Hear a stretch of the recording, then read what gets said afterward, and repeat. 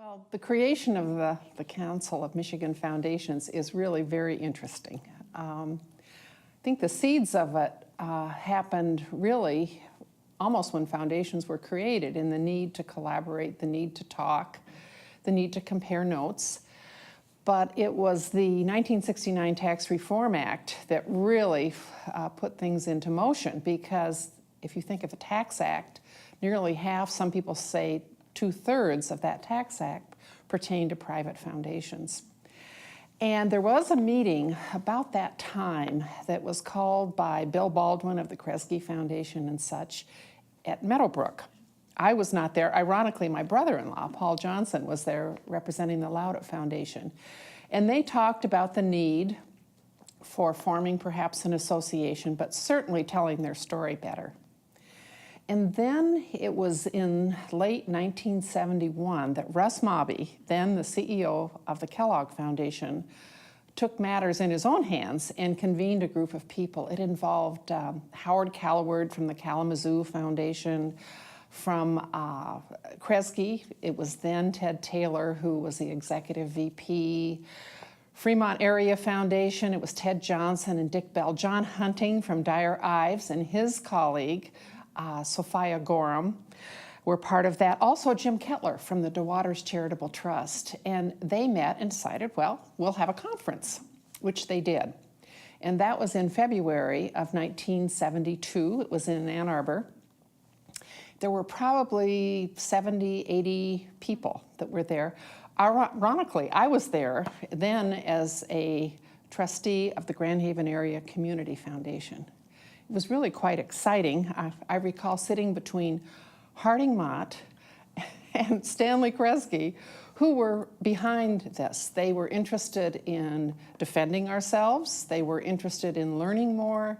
We were all interested in increasing philanthropy. Well, out of that meeting, in fact, I was asked to join the steering committee, then quite young, and a woman from a small foundation. We met then under the leadership of Russ Mobby and Leonard White, who was a senior VP at the Kellogg Foundation, and formed the association. Sophia Gorham was asked to be the executive secretary, which she did for 15 hours a week. And they started to build a membership base. A couple of years later, and I was on the board at that point, a couple of years later, they decided to change the name from the Conference of Michigan Foundations. Oh, I'm forgetting one key point. The second annual conference, we had Martha Griffiths, then Congresswoman Martha Griffiths, who was on House Ways and Means, come in and speak. And she absolutely tore the foundation community to shreds. You know, you're not paying out enough money, you're not telling your story, where is this going, you're just a bunch of fat cats. That's when we knew we really had to get moving. So the name was changed to the Council of Michigan Foundations a couple of years later. And our first chair was Russ Mobby, followed by Leonard White, followed by Gil Hudson. I know you have that long list of wonderful people. And about that time, Sophia indicated she was going to be moving and asked if anyone on the board was interested in becoming the executive secretary. I raised my hand.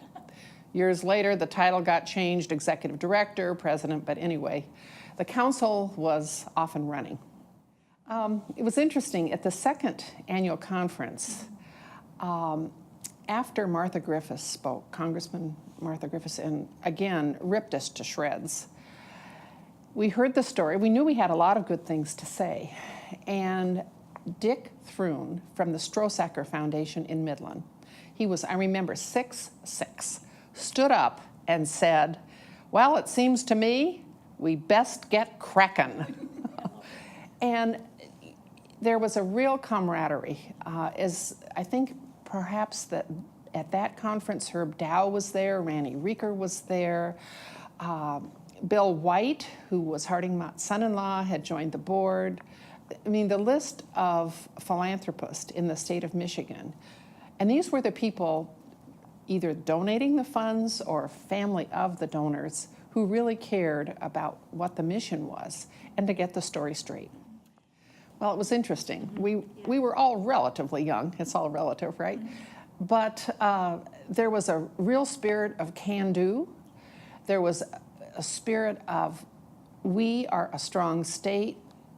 At that point, I think Michigan we were third in the nation, following New York and Texas, maybe California, in the number and the size of the philanthropies. And we'd faced issues before. They wanted to face it again. We had CEOs of the companies as the years went on. Carl Gerstacker, CEO of Dow Chemical, got involved. Ted Doan. I can go right around the state and name you the major companies. The automotive companies were all involved. And it was like, we can do this. Did you know at the time that it was going to turn into a lifelong career and this wonderful thing it's turned into? Well, my own involvement, it came at a perfect time for me. You talk about young, I was 32, and I had decided that with 2 young children at home, and then I decided the next thing that I did that I really liked, I was going to stick with it. I was doing a lot of volunteer work. And it just so happened I was invited to this conference and thoroughly enjoyed the mission. You would find that the people were generalist. They were not tooting their own horn. And they wanted to work together for the common good. CMF had many important initiatives, and in some cases we were first in the nation. And one of these was visits to Washington, D.C. And this really grew out of Let's Get Crackin', when in 1977, the Council of Michigan Foundations led a delegation of only Michigan people, led by Bill White, who was then the chair of the Council of Michigan Foundations Board. And we went to Washington to call on Congress and our senators. At that point, I believe we met with 10 of our congressmen. They were sort of interested in seeing us, but didn't altogether understand. The issues that we were talking about were the payout. The payout was proposed as high as almost 7% at one point. And today, of course, it's at 5%. There was an excise tax on private foundations at 4%. And it was considerably too high. The monies were going back into the general tax base. So today it's 2% and in some cases 1%. That took a lot of work. But it was Bill White who led this charge. And I will never forget running in the bowels of the Capitol between the Senate and the House, literally through the basement with the pipes. But over the years, other regional associations, and there's many fine ones, saw the value of all of this. And then the Council on Foundations adopted the program, named it the Regional Associations of Grantmakers on the Hill, or RAGs on the Hill. And today there are almost 300 people that make that visit. And it's proven to be extremely valuable to have local people talking about what they've done, the value, and frankly, the issues that they have as well. It's something that CMF is extremely proud of. You know, it's interesting. We had no trouble getting people to go. They paid all of their own expenses. We did turn it into something a little bit fun. We would always have a dinner the night before, do the onslaught.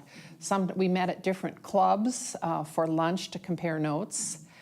And it was very healthy. I'll never forget Congressman David Camp, who's now chairman of the House Ways and Means Committee. But this was when Randy Reeker had been chair, and we were in Washington. We had lunch at the Capitol Hill Club, and we had met him earlier in the morning, all making our calls in many different places. And he said, well, I might join you for lunch. Well, he came running into the Capitol Hill Club to have lunch.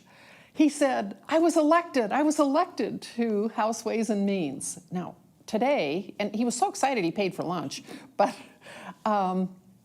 today he is chairman of House Ways and Means. So those long-lasting relationships have paid off with the understanding of our government leaders. It's interesting, the Council of Michigan Foundations, and the mission was to improve, to enhance and increase philanthropy at that time. And there were restitution funds that were made to the state by various and sundry groups. The first one that CMF was involved with was Exxon. And it was highlighted by Miriam Nolan, who continues to be president of the Community Foundation of Southeastern Michigan. She learned of this, and when she, frankly, went to obtain the funds, realized that a statewide approach was needed. So she came to the Council of Michigan Foundation. She was an active member, and the community foundations were very interested in participating. And what that meant then was that these restitution funds were, there was a competition, and they were divided. I believe it was about $3 million. But that set a relationship with the state to show how you could be equitable in getting these kinds of resources to all citizens. The programs itself were very exciting. They were energy efficiencies in schools, in community service buildings. It was very worthwhile. When you talk about using CMF as a joint funding initiative, Exxon was first. And no, I think we rolled out the carpet at CMF, and members and board members particularly felt very open to bring any and all ideas at that point, and to view the practicality of it, and to see the long-term hope, really, for those efforts. Yeah. CMF definitely had a make it as you go along quality about it, but people were pleased to be involved. It was a team effort. Well, in 1988, we had the Michigan Community Foundation Youth Project. And like anything, it grows out of many people's expressions of need. I'll never forget Jack Hopkins, who said, and he was head of the Kalamazoo Foundation at the time, he said, you know, we need three things to really effectively have the Community Foundation movement spread. You know, the Michigan Community Foundation Youth Project started in 1988, but probably a year or two or before that, Jack Hopkins, who was on the board of CMF and was president of the Kalamazoo Foundation, said to the board, said to those of us on staff, you know what you need? We need three things to really grow the movement for community foundations in the state. We need a sum of funds for technical assistance to help ourselves. We need, secondly, a large challenge grant to motivate all the citizens in the state. And third, we need a tax credit for contributions to community foundations. Jack had been president of a college and knew about that tax credit, of course, for our universities and colleges. Well, it sounded good to everyone, and we went to work on it.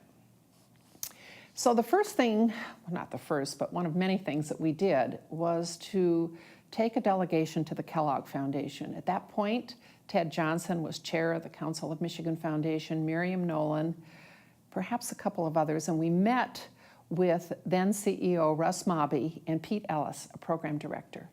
And we laid out the needs and the potential for community foundations.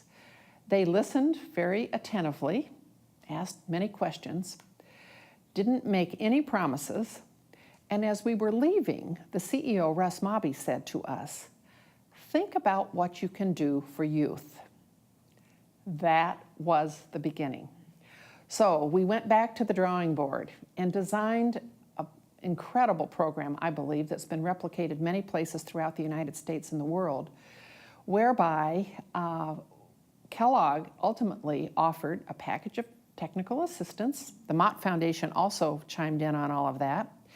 But the major challenge grant, if a community would raise $2 million, $1 million would be given from the Kellogg Foundation to that community. It had to be permanent, and it had to be for youth. You had to have a youth committee composed of a diverse section of your student population, ideally from junior high through high school. They had to volunteer. They had to have a staff. There were many requirements. But anyone and everyone could participate. That was really the beginning of covering the entire state of Michigan with community foundations. I remember getting calls from people saying, you mean all we have to do is raise $2 million and we'll get $1 million? I said, well, there's a little bit more than that, but we staffed up to do that. Kathy Agard was the very first person on the road. She will have to tell you the war stories. It was interesting dealing with the Michigan Community Foundation Youth Project because it couldn't overshadow all of the programming of CMF. We still had to have, and did have, an active corporate program and an active private foundation, family foundation, independent foundation program. And of course, all the pieces that went with that. But because it was a major piece, because it got the attention of legislators and community leaders throughout the state, there were wrinkles that happened along the way. And again, the Kellogg Foundation, and particularly Joel Oros, who was our program director, was very open to listen to the issues. He challenged us on how to do things, how to make permanent what we were doing, to how to involve the right people. And again, the spirit was very healthy. Our board consisted of people from CEOs to program directors, so sort of up and down the food chain of philanthropy, and certainly donors. No one played the card of, I have a superior position to another. It was always, let's just get this done. And people were very proud of this initiative, which continues today. We've given back all the money that Kellogg ever granted, and there have been more than 2,000 young people that have gone through this program. I expect that they will be legislators. They're certainly aides right now, CEOs of companies, teachers, physicians, but they all have that ethic of service and giving. In terms of the third rail and the Community Foundation tax credit, we really balanced it off what we knew was already going on with public radio, public TV, universities, and food banks were coming along about the same time. And we thought, we really are going to go do this. And again, because we had a coverage over the entire state, we had people that knew legislators that could make this happen. Governor Blanchard was governor at the time, and he took a real interest in this and was very supportive. So that was a huge help in what we were trying to do. Of course, the state had many more resources at that time too, which was very attractive. But the other reality was the credibility that was obtained with the major Community Foundation grant from Kellogg. And Kellogg gave those funds to the Council of Michigan Foundations to re-grant. So I signed the checks for $1 million at a crack. And because as staff signing that, people listened to what we had to say. They listened to all of us, to our staff. They listened to Kathy, later to Jim McHale, as they made suggestions. So that whole credibility piece, and again, the Kellogg Foundation was very supportive of building the regional association, building sustainability at the same time as building the program. Well, legislators took note of that. And when we proposed the tax credit, they were very supportive. One little sidebar story was that knowing that there would be some pushback from other nonprofits, we talked about the community foundations being the savings account of the community, and that United Ways and the individual charities were the checking account. Well, I took to lunch the CEO at the time of the United Way of Michigan and told him exactly what we were going to do and how we had hoped to do it. His response to me was, oh, we tried that. Good luck. You won't have any luck. Out of that, he was very irritated when we did get it. But as I said, we told you what we were going to do. So why don't you set up funds within the individual community foundations for the benefit of your United Ways, and they will be able to receive that tax credit. So in the end, because community foundations served the entire population, everyone was a winner. And when he said you couldn't do it, that was a red flag in front of Donnie, right? You know, another... We can't do it, you watch us, right? I have to add that Rick Cole, who was an aide to Governor Blanchard, was just very, very helpful to us as we were working through this.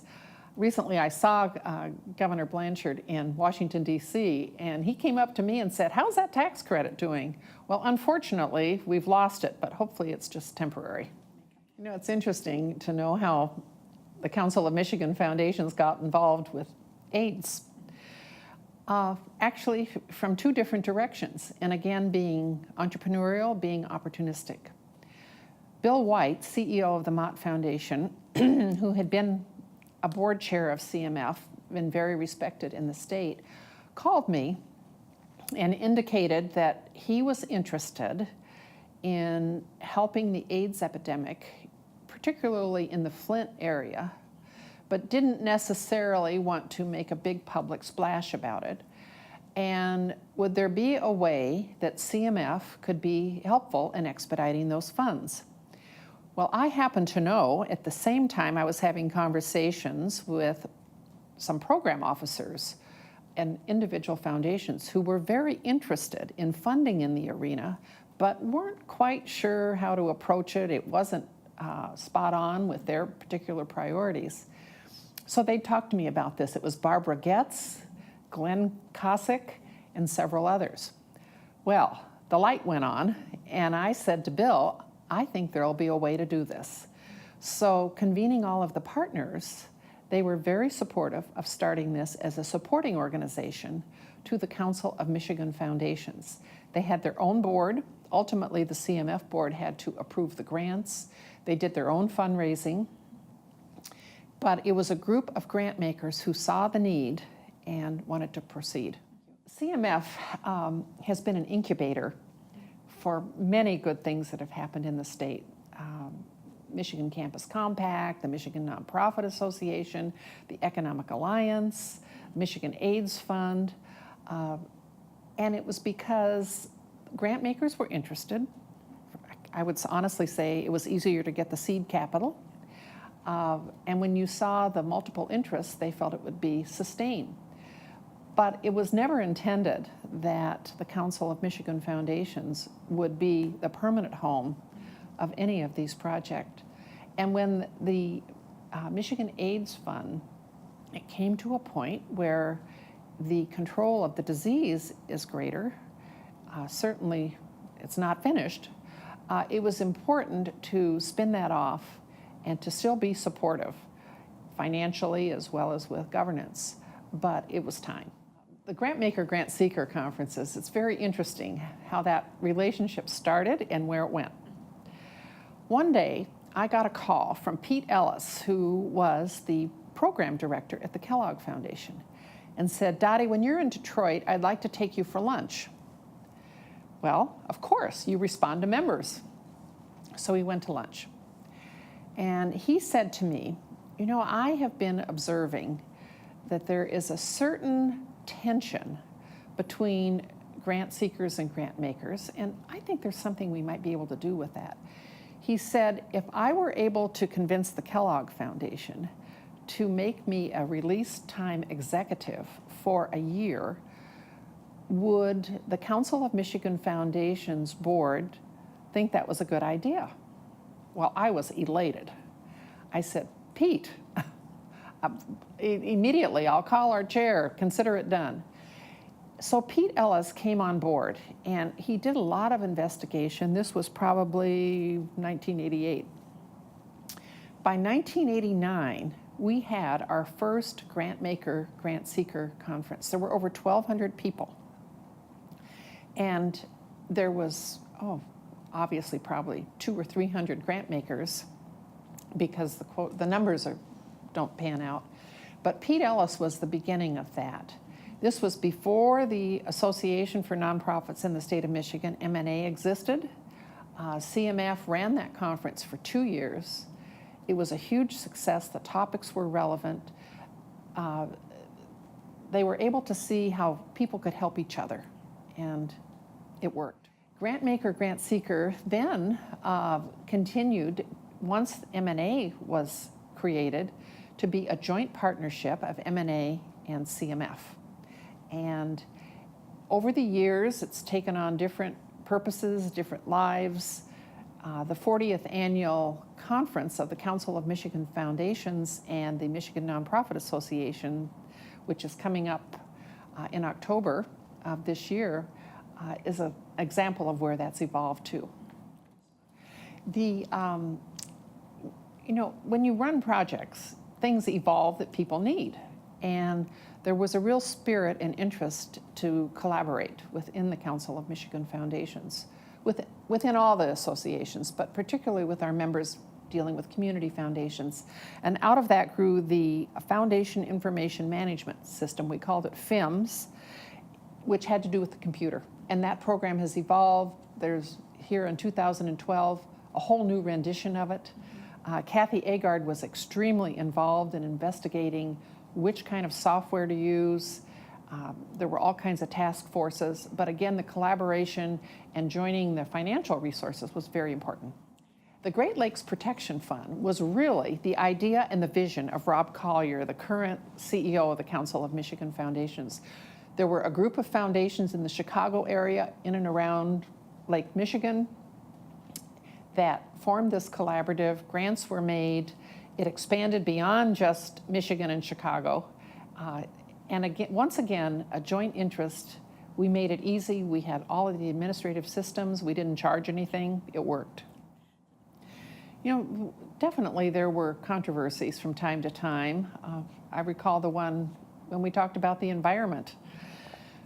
And certain foundations had one opinion and others, but CMF really used conferences and information and steady communication on the issue, because basically there was, if you wonder why CMF was successful, there was respect for each other's opinions. It was interesting because our members had an idea a minute, which was all good, and we listened. I listened, the whole staff listened, the board certainly listened, but to have anything reach the level of starting a McFIP or an AIDS fund or the Environmental Collaborative, it usually came from one person who had an idea. What I would say to them, I'd listen, and I could fairly well tell if it would fly with our board. I had a couple of failures, but that's another subject. In terms of how we proceeded, I would ask the person to put their request in writing. This was in many cases before computers, so they would put that in writing, and we would gather support, take it to a board committee, take it to the board, but we operated quickly. There were not a lot of hoops to go through, and again, people called each other. We had frequent meetings where they explored ideas, and so it was really quite effective. I think of Michigan Campus Compact. John Marshall, who was then the VP at the Kresge Foundation, had seen that idea work well in the East and wanted to bring the program to Michigan. Well, rather than immediately starting another nonprofit, he brought it to CMF. And once again, our funders, our members, there were schools and colleges throughout the state. They were very interested. They were interested in philanthropy and volunteerism and how to build a service ethic. So it all tied in to this general theme of enhancing our state, enhancing philanthropy. We had great fun because we tried to get the players that cared about the issue and some that didn't care but should care. And we used common sense. We used invitations. We used members to invite members. I mean, who's going to turn down a request from the Mott Foundation to attend a meeting and to share ideas? So that was all valuable. It's interesting with the Community Foundation movement, we had the computer initiative, but then probably the major initiative that grew out of the collaborations of our Community Foundation members was what we call a branding project. Diana Seeger led the charge from the Grand Rapids Foundation. And today you've heard the phrase "for good forever." You will hear it all over the country. And that grew out of the seeds of our members' interest in joining forces. They employed the Williams Group here in Grand Rapids, and it was a 2-year effort. That worked very well. And then learning to give, one of my personal passions. That actually grew out of, you see how these things connect? It grew out of the Michigan Community Foundation Youth Project when we realized that many of the youth that we really hoped would be involved in the project hardly knew what the word philanthropy meant. They hardly knew what the word meant. And consequently, we could see the need to educate. At that point, there was a green light group. Cal Patterson from Michigan Bell at the time led that effort, and there were several of us that were surrounding the need for learning to give. An incredible curriculum was developed. Kathy Agard launched the charge, and now we are very close to being national. It's interesting that the seeds of these projects that the Council of Michigan Foundations undertook, several of them have become national, if not international, efforts. And that wasn't our intent in the beginning, but with the other regional associations and the national associations, the Council on Foundations, there was just interest. Frankly, we learned from them too and used many of their fine ideas. But they say that the greatest sense of flattery is when you take an idea from someone else, and that's in fact what happened. John Marshall brought the idea of the Campus Compact to CMF, and the members loved it because most of them had a university or a college in their neighborhood. They were supporting it. They loved the idea of service. It was a good fit. CMF was home to that for about 2 years, and then they were strong enough to go on their own, and did, and our members were very supportive of that. Ultimately, they became part of the Michigan Nonprofit Association, but even when they were independent, we continued to be helpful. Interestingly, with the Michigan Nonprofit Association, which was incorporated in 1990, but we had talked about that and the need for it at the Council of Michigan Foundations Board really for 3 or 4 years. You know, you take grant maker, grant seeker, you take the projects. They needed their own, quote, association. And there was a very fine one in Minnesota. There were others in North Carolina. And we could see that that would be an important value. So members funded a study. This was housed in the Council of Michigan Foundations. But before that, the real seeds, for the record, out of the debate that I had with the United Way director, I was in the shower and I thought, this is ridiculous. We should all be part of an association. We should be talking to each other. We should be collaborating on tax credits for more people. We should get sound tax policy that would benefit the citizens of the state of Michigan. So I went to Russ Mobby, who was CEO of the Kellogg Foundation, and said, Russ, I see this need, and I know others do as well. Frankly, we need your clout to convene people. And Russ added the piece of having the board chair as well as the CEO involved to participate. And the first meeting was held at the Kellogg Foundation. We have a wonderful picture of that. And it is going strong. It hasn't stopped since. It really will be celebrating the 20th anniversary. We feel very good about where it's at, what's been accomplished. And CMF felt terrific.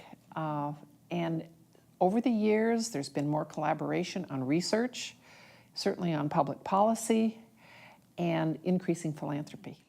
Yes, okay. CMF was involved in about 1990. They did not incorporate until 92. Okay. Well, as we know, there's the Corporation for National and Community Service, which was a national program started under the administration of President Clinton. And that required that you have state commissions.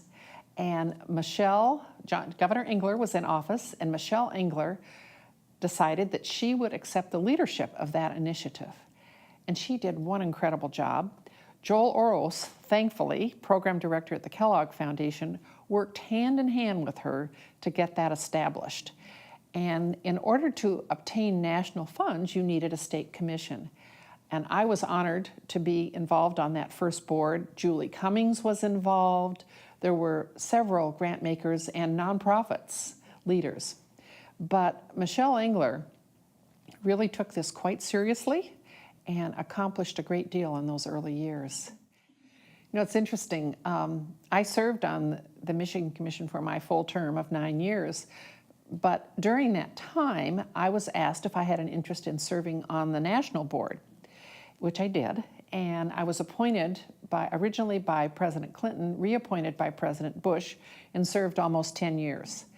And I have no doubt, it wasn't me personally, it was the fact that Michigan had such a model program. They were interested in learning more about that, how it worked, what our issues were, how we solved them, which we did. So it went hand in hand, and I was very proud to represent Michigan.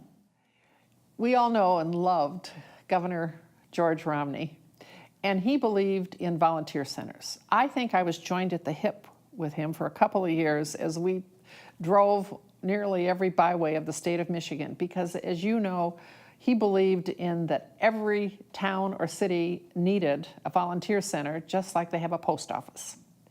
So we worked hand in hand and collaborated with that effort. And ultimately, they were a solo organization, and then they joined the Michigan Nonprofit Association.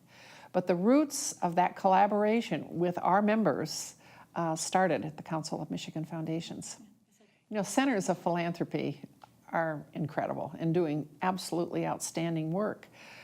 But in the beginning, there weren't any.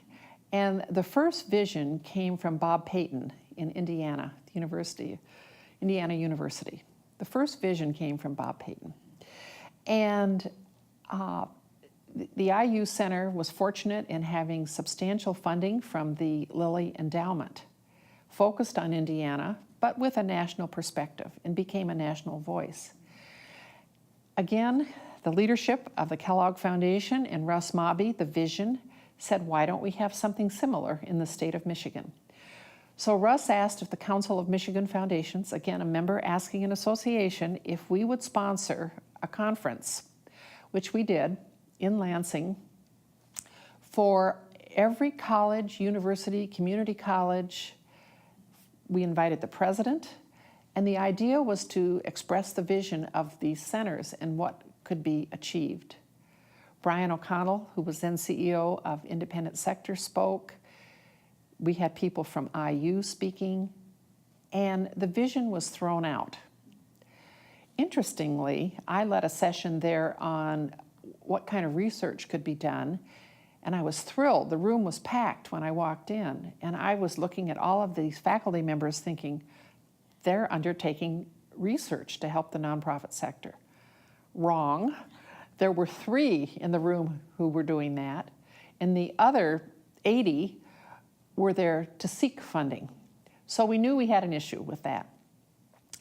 But the Kellogg Foundation threw out the initiative to all the universities, and we had the president and usually a dean or a provost there. And Grand Valley, with the leadership of President Don Lubbers, submitted the best proposal to create this. The university at that point, I think they put in $500,000 back then to get this launched. And it's been almost 20 years, and it's been highly, highly successful. Other schools in the state have an individual professor or maybe 2 within a department that are talking about similar issues, but it is not nearly the comprehensive program. Today, the GVSU Center is, I would say, one of the top 3 in the nation. I like to think it's second, but and different from the others. and doing very well. You know, the partners in the nonprofit sector thought it's time that we have some endowment to sustain this work, because our members knew that this couldn't continue forever and ever. So at that time, the state of Michigan also had many more resources. They were flush. So we proposed to the state of Michigan that if they put up a $10 million challenge grant, we would go out and raise a matching $10 million, and it would be housed and for the benefit of the Michigan Nonprofit Association's programming, which included everything that we've talked about: grant maker, grant seeker, public policy, et cetera, research. Well, the members listened. I recall going out to the Mott Foundation, or excuse me, I recall going out to the Dow Foundation and meeting with Ted Doan with Bill Richardson, who was then the CEO of the Kellogg Foundation. That was the easiest hit we ever had. You know, it's interesting with this initiative, people were really attracted to the vision and the sustainability. And they had seen what had been accomplished in the past and have great expectations for the future. I've speculated as time goes on why CMF and M&A, and frankly the whole state, collaborated so well with our members in philanthropy. And I think part of it was the time in history, but I also think there was similar passions among people. We were all going in the same direction. We weren't pulling apart. There was mutual respect for all points of view and listening. But we all knew how to bring closure, to strike a deal, get it done, and move on. I was talking about overlapping board service, and the members of the Council of Michigan Foundations were on a whole raft. We used our networks, and that worked very successfully. Also, humor. We laughed a lot. We had fun. We made the conferences like one big giant party. At one point, when I was a CEO, we had 500 members. Our conferences were over 1,000. Again, that was a different time. People learned differently. The internet was not nearly as prevalent. But consequently, human relationships were formed, trust was formed, and work got done. You know, it's interesting. People from time to time have said to me, how did you get on the Kellogg Foundation board? At the same time, you were CEO of the Council of Michigan Foundations. Well, it's rather an interesting story and an interesting balance. I met Russ Mobby, who was CEO at the 1972 conference of the Conference of Michigan Foundations. And then I served for a couple of years with him on the board, so I would see him sporadically. And he was always interested in what you were doing and what boards you served on and what was being accomplished. So that was interesting. Then I assumed the staff role at the Council of Michigan Foundations, and I would see him much more frequently as we worked on common interest and common projects. Well, he took me to lunch a couple of times and talked about a whole wide range of issues, whether it was corporations, family values, politics, and I found that very interesting. I, in my job, had many meetings with donors and CEOs and listened attentively. Then one day, he said to me, Dottie, the Kellogg Foundation board is currently all men. We need to diversify this board, and I'm going to start with a woman. Would you please propose some women? Would you help me with this?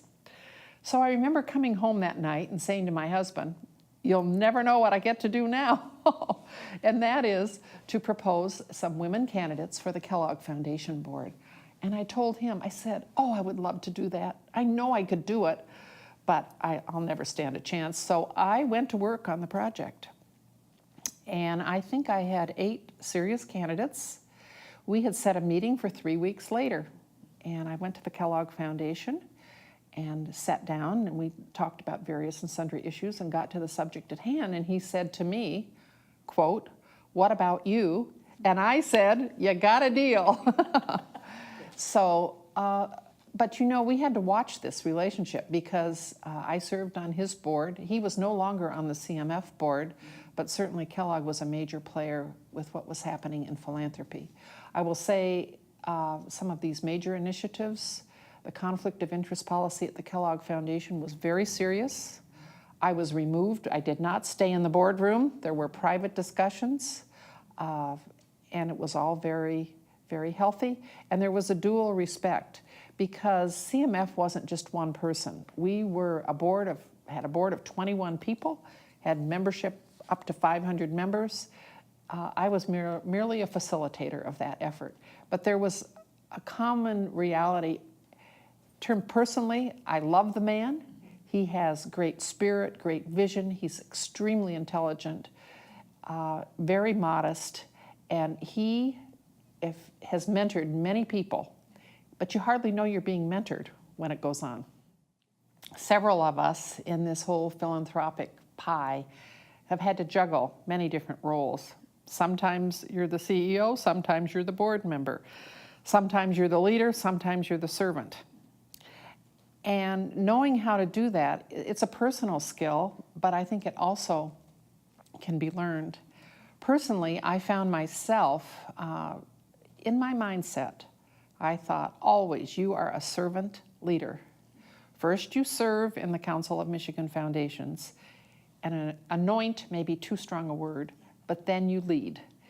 And through pulling that together, everyone benefited, and all ships would rise. And consequently, good things were accomplished. But never could you go in and say, I am now the leader. It's not going to work. And because I had the benefit of working with so many people that felt the same way, my board chairs, each and every one, I think of Kyle Caldwell, and I think of Rob Collier and Kathy Agard. As we go through this, I think of the community foundation leadership that we've worked with.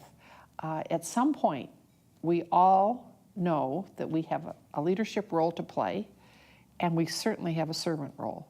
You need to listen to all points of view, incorporate all of the people, and then you can lead. Conflicts are sticky.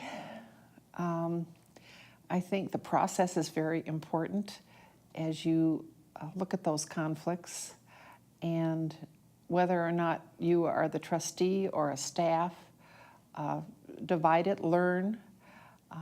They're not all perfect, but I'm pleased to say I think in my career they were handled respectfully and carefully. What have I learned about leadership? There's all kinds of leaders, and there are the tyrants and there are the servant leaders. And sometimes both factions are needed within the same meeting or certainly the same organization. But what have I learned? You don't declare yourself a leader.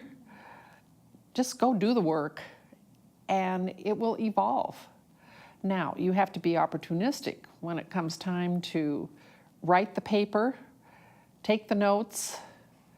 The power of the pen is terrific. You can propose ideas. Today with the internet, follow-up is very strong. Be a person of your word, and that will naturally take over. Bring consensus, and that's not always easy. Walking the middle of the road, which I have my entire career. I am a moderate politically. I have voted both sides of the aisle, but you cannot express that when you're working with people. You just have to bring consensus on whatever the topic might be. Through my career, I have the 10 top board members, 10 top program officers. I'll never tell anybody. But when I look at the common characteristics, and now particularly when I talk to young people who are building a career, I've shared these. I think the first characteristic is to listen. A good board member listens. A good board member is a generalist. They don't have a single point of view that they hammer, but they are a generalist and well-informed. Not that we all can't learn more about a lot of things. I would also say that they'll always be open to every point of view. That says to listen, but you have to be open to it too, your body language or whatever. Understanding finance is crucial. It is crucial. Be able to read a balance sheet. Now, you don't have to be an accountant, but it doesn't hurt to understand the premises. Then you need to understand programming, whether it's the nonprofit organization you're part of or a grant-making institution. You need to understand what really makes it work. I think you have to help the entity focus. Then, of course, you have to attend all board meetings whenever possible. And if it's a nonprofit organization, you have to contribute and you have to be willing to ask others to support it. Most definitely, the philanthropic sector in the state of Michigan represents servant leadership in its best example. I think of the people that I know so well, Russ Mobby, Rob Collier, Randy Reeker, Miriam Nolan, Kathy Agard, Pat Johnson. This is an endless list of dear good friends who have become dear good friends. And how have we done? Again, you listen and then you lead. In terms of the tax credit, some people might have had a philosophical concern that that not be done. But when it was pointed out that yes, it can be done, and yes, the funds will be used to help others, it worked.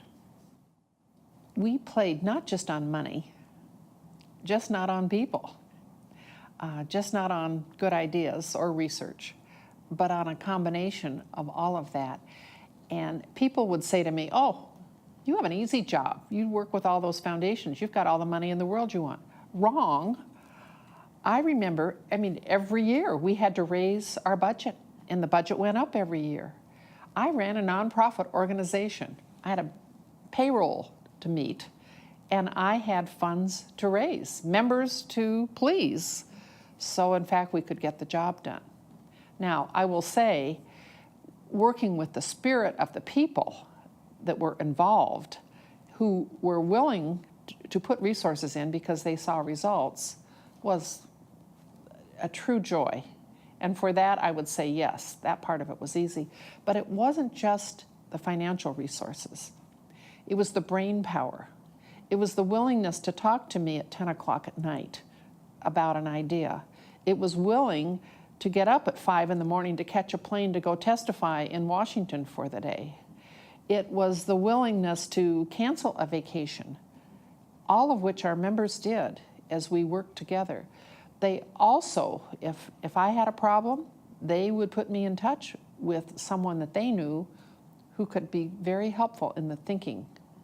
They also funded the research that needed to be done in order to take a stand. And then, frankly, with their involvement, it made the collective whole stronger, and we were able to get whatever it might be accomplished. I had an incredible relationship with my board of trustees. I felt very open to share warts and all, and I got excellent ideas, excellent suggestions of how to solve problems, and I tried to take some potential solutions to them. I didn't just dump it. And then with the potential solutions, they might enhance them and come up with even a better idea. But being open to your board is absolutely key. We met as a board 3 times a year and had a major annual conference. And today it's a lot easier to be in touch via the internet quickly, but we use the US mails. And the other aspect is to meet with your board individually, regularly, to see what's on their mind. That's where you get a lot of good ideas. You know, CMF approached public policy in the beginning from really self-interest. It was telling the story. It was maintaining the payout for private foundations at a reasonable level, keeping the excise tax as low as feasible. It meant with community foundations getting that tax credit. So from a self-interest standpoint, most everyone was on the train and wanted to participate. Now, when we got into some specific issues regarding state politics, that became a bit stickier. But CMF has never taken positions on individual ballot issues. Things have changed with Rob Collier's administration more recently, and I'm not sure where that's headed. That you will have to speak to him. But when we were involved, CMF would, whatever the public policy issue might be, we did not take a stand on it, but we would provide information, written information. We would have people speak at a conference or a workshop, and we would, if appropriate, do research for that point of view. And in each case, individual members made their own decisions on those kind of subject public policy issues. It was a delicate dance, and I would say people skills for whoever was presenting, without saying that it was me, had a lot to do with it. CMF members have always been willing to share. They've been willing to jump on a plane and go tell their story. I'll never forget, Randy Reeker was sharing our whole legislative program and how to get it accomplished and how to organize. I think of Kathy Agard on a plane going to Montana to talk about the tax credit there. They have $10,000 tax credit now, so we got to get that going for the state of Michigan. But members have been willing to share. CMF didn't do all the work. Our staff didn't do the work. I didn't do the work. Our members spread the word. And whether it be Learning to Give or the McFick program or For Good Forever for community foundations, the Michigan AIDS Fund members were willing to tell the story. What did I learn about this Michigan experience, this philanthropic circus? One thing is share, share, share. We shared, I learned, we shared. Secondly, consistently recognize all participants. Even if you don't agree with them, there's got to be some seed in that. Be interested, even if it's in their personal life. Where did you go on vacation? How's your family? But hopefully it would be a few ideas along there too you could talk about. Next, I would say, and I've said this repeatedly, listen to every point of view, and wherever feasible, find a way to include something in that, in however it is resolved. Communicate frequently. I can't say that over again. My days were long. And raising a young family, I would go to Detroit and I would leave. I had a rule. I would not leave before 4 in the morning. If I had to, I'd go the night before. But otherwise, I'd leave at 4 and I'd be there comfortably before 8 to start the day. Also, make whatever you are working on exciting. Put some joy around it. Show the positiveness, show what can be, but make it exciting so people want to be involved and get the right people involved to make that happen. Interestingly, you've got to give away the credit consistently, always. Sometimes it kind of pulls at the strings, but you give away the credit and take pride in what has been accomplished. It will come back to be good for everyone. And secondly, something I actually learned early in my career was homework before help. Don't just come in with a problem. I tried to do it with my board if I had a problem. I'd come in with an analysis and some potential solutions. When working with staff, it was that way. Working with an individual member, I would give them that advice because we all would get frustrated once in a while, but it works. It's interesting when I think about my time at the Council of Michigan Foundations, I go really to the first conference, which was held in Ann Arbor, and I was like a deer in the headlights with all of this. All I had done was serve on a community foundation board and individual nonprofit boards. And then I was sitting there between Stanley Kresge and Harding Mott.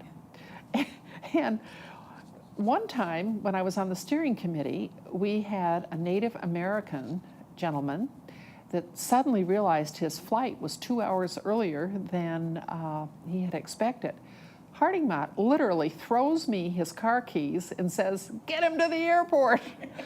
Well, Harding had a Cadillac convertible, white, I'll never forget it. I am flying down 94, that was kind of fun.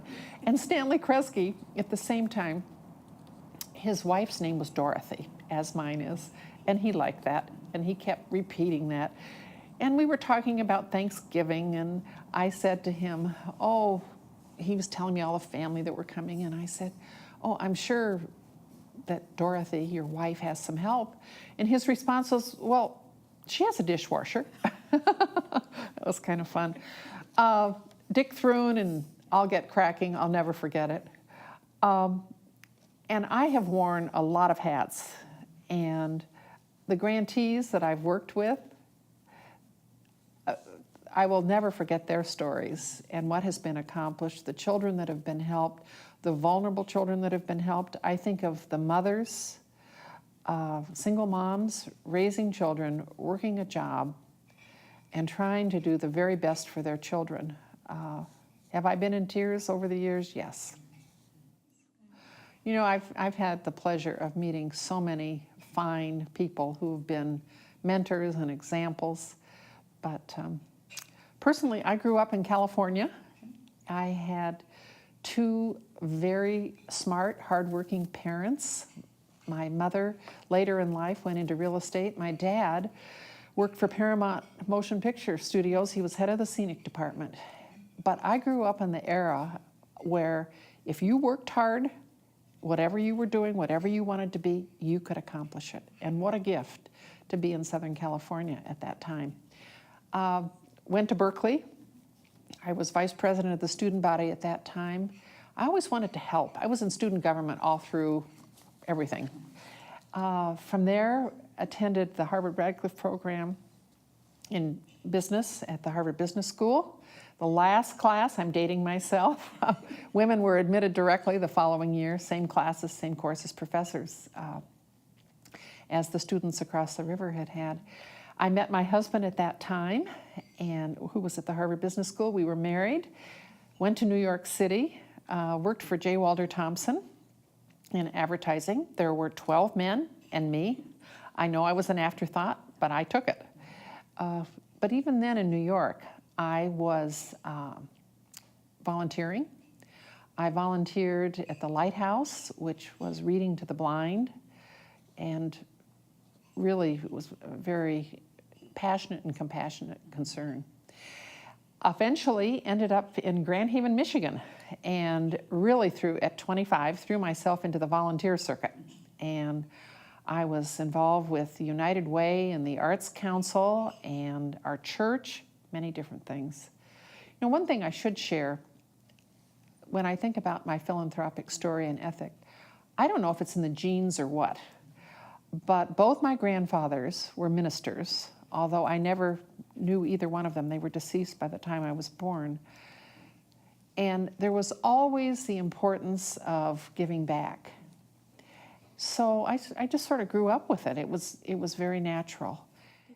You know, I grew up in a middle-class USA family, and my parents were certainly philanthropic. My mother donated her time for the community chest, which ultimately became the United Way. She was very involved with the PTAs and things that would help her children. We were just a typical middle-class family, and with all the promise and excitement about what would happen. I never met, at that point, any big fancy donors. It was just a matter of doing good with what you had.